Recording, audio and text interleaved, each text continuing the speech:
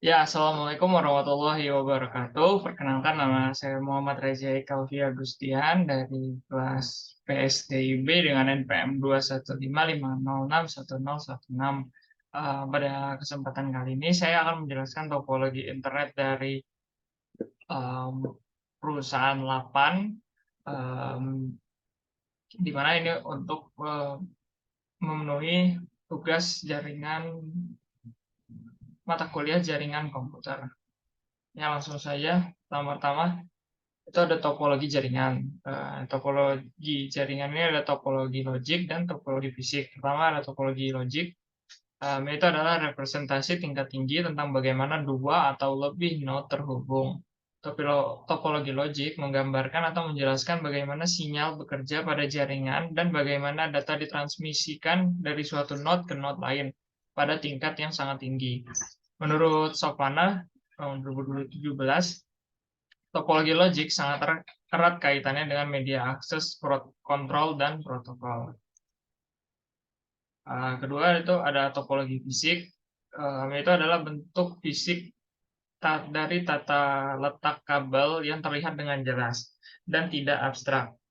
Ia mengacu pada koneksi fisik, interkoneksi antar node, jaringan kabel, dan lain sebagainya.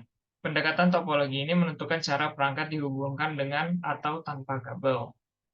Topologi fisik ini yang dapat dilihat oleh secara langsung atau dengan mata telanjang. Lalu ada manfaat pembuatan topologi jaringan komputer. Itu pertama, itu adalah arah jalur internet menjadi jelas. Jadi memudahkan network engineering untuk melakukan konfigurasi. Lalu kedua, dapat meminimalisir biaya instalasi jaringan karena semua sudah dihitung dengan matang dalam topologi jaringan. Jadi minim kemungkinan perangkat kelebihan maupun kekurangan. Lalu ketiga itu memudahkan dalam maintenance maupun upgrades di sisi network engineering karena semua telah terukur dengan rinci.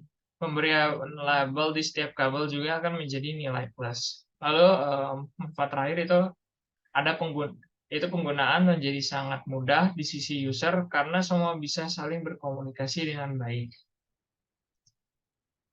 Ya, di sini terdapat topologi jaringan dari perusahaan 8, di mana pertama itu ada router, di mana router ini menghubungkan ke internet. Nah, dari router pertama ini terhubung lagi dengan router kedua, yaitu di mana router yang kedua ini berfungsi sebagai penghubung eh, router utama dengan VPN Core MPLS Telkom. Lalu router pertama ini menghubungkan juga dengan switch pertama, yaitu yang digunakan untuk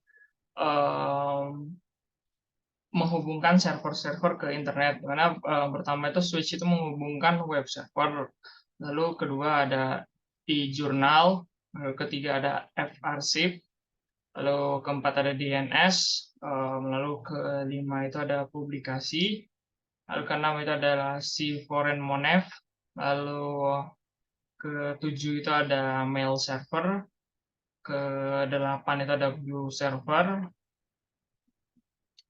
lalu um, switch ini menghubungkan juga ke server SKP, server group, lalu ada server SJDIH, lalu ada server SIDOMA, lalu ke server perpustakaan, lalu ke server SDI,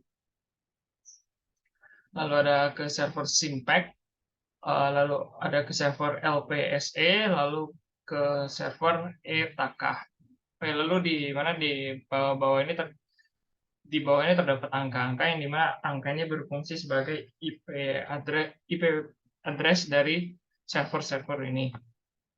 Lalu lalu selanjutnya itu router ini menghubungkan juga ke DHCP server, yaitu yang digunakan sebagai host server. Nah, lalu di server ini terhubung juga dengan switch kedua, di mana yang switch ini berguna sebagai menghubung ke kantor pusatnya, yaitu fisik jaringan komputernya, yaitu di mana pertama switch ini terhubung dengan switch pertama di kantor, yaitu terhubung dengan yang digunakan untuk komputer di lantai pertama, lalu switch kedua ini digunakan untuk lantai ketiga, lalu switch kedua yang terhubung ke switch ketiga di kantor, yang dimana terhubung yang digunakan untuk komputer lantai ketiga, lalu terhubung lagi ke switch keempat, yaitu yang digunakan untuk komputer di lantai 4. Lalu switch ini terhubung juga dengan switch terakhir, yaitu yang digunakan untuk Bluetooth. Lalu terakhir itu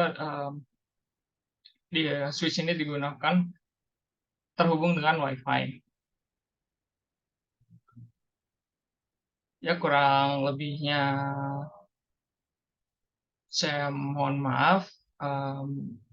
Untuk itu saja yang dapat saya sampaikan. Kepada Allah saya mohon ampun apabila ada kekurangan dan kesalahan. Saya mohon maaf. Terima kasih. Wassalamualaikum warahmatullahi wabarakatuh.